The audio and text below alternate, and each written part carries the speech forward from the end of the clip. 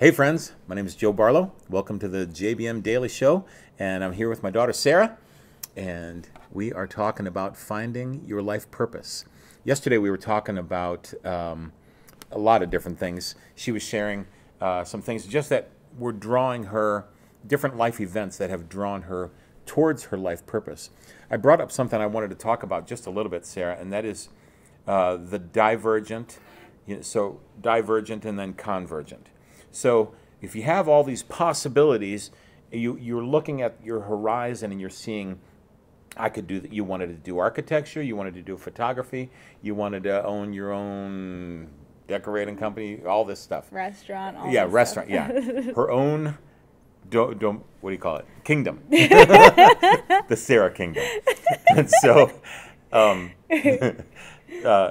so you had all these things, and as you continued, I remember you writing out vision and purpose, and you had read that book by Miles Monroe. Yeah. And The Principles and Power of Vision. Principles and Power of Vision. I've still only read the first chapter. It's so good.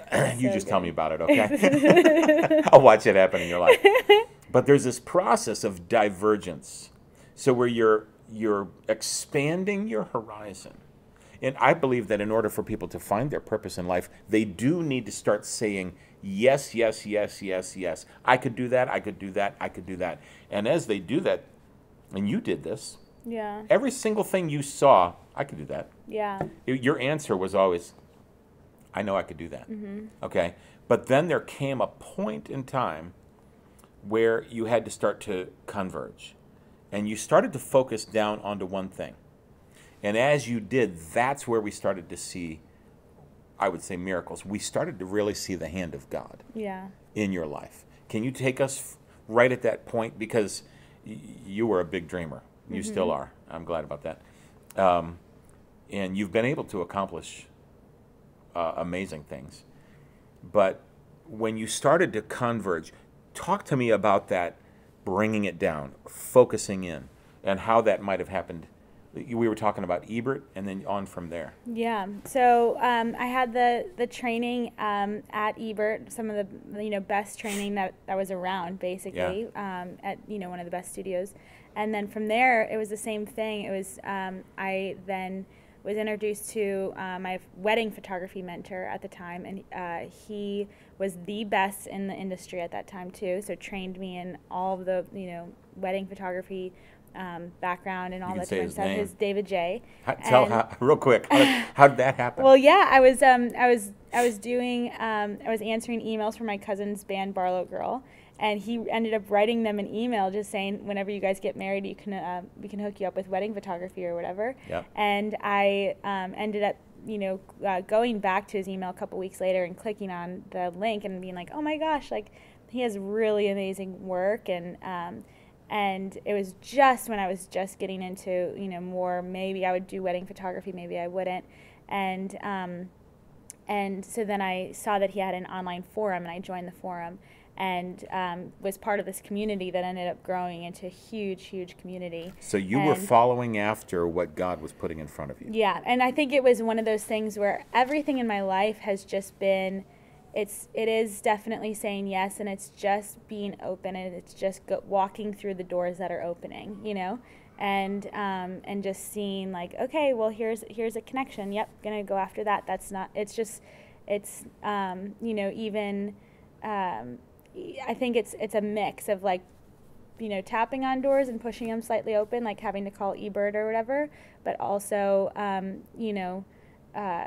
just seeing doors. Well, you made that contact with DJ. Yeah, When exactly. Look what's happened so far. Now, Andrew and Andrew Mark works for him, and so does Mark. Andrew met Kimmy through him. It was Thank God. Yeah. And I'm a grandpa. But it's just like it's so crazy how just one thing like that can open the door for so many different things. I was trained then in wedding photography, and then doors just like, I ended up graduating high school that year. I had enough credits to graduate. Mom was, like, hey, Sarah, this wedding photography thing is taking over, because I literally was booking so much.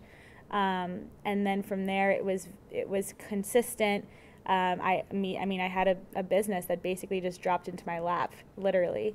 And it was one of those things too where I felt very like And I still, to this day, it's one of those things where I'm like, I mean, I'm a photographer. I don't even think I know what I'm doing, you know? I just definitely, it was always like little things that just kept getting added rather than, you know, I definitely, like at eBird, it was much more intensive.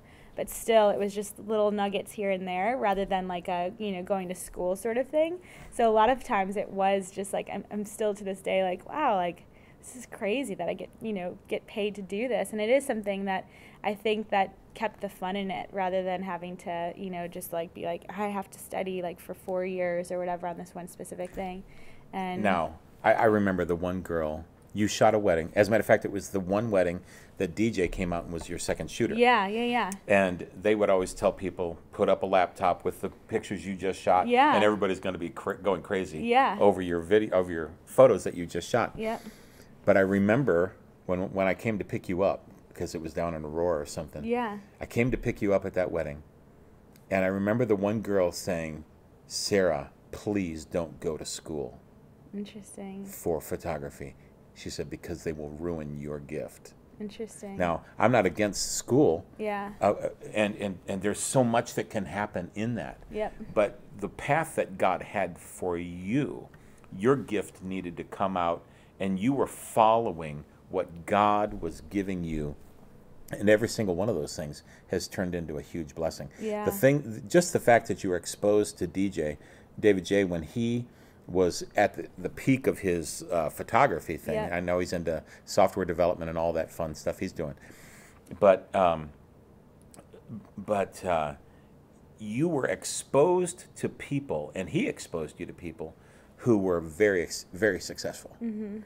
That is a mentoring issue that God wants to bring into our lives. Yeah. In all of our lives. Yeah. He wants you to see people that are successful, or he wants you to be a person who is successful so others can see. Yeah. And I believe that's what's happening in your life, is Yeah. people are seeing, wait a second, this girl's got it going on. Let's, you know. Yeah. All right. Listen, come on back tomorrow. We got more to share with you. I hope you're enjoying this. Come on. I am too. God bless you.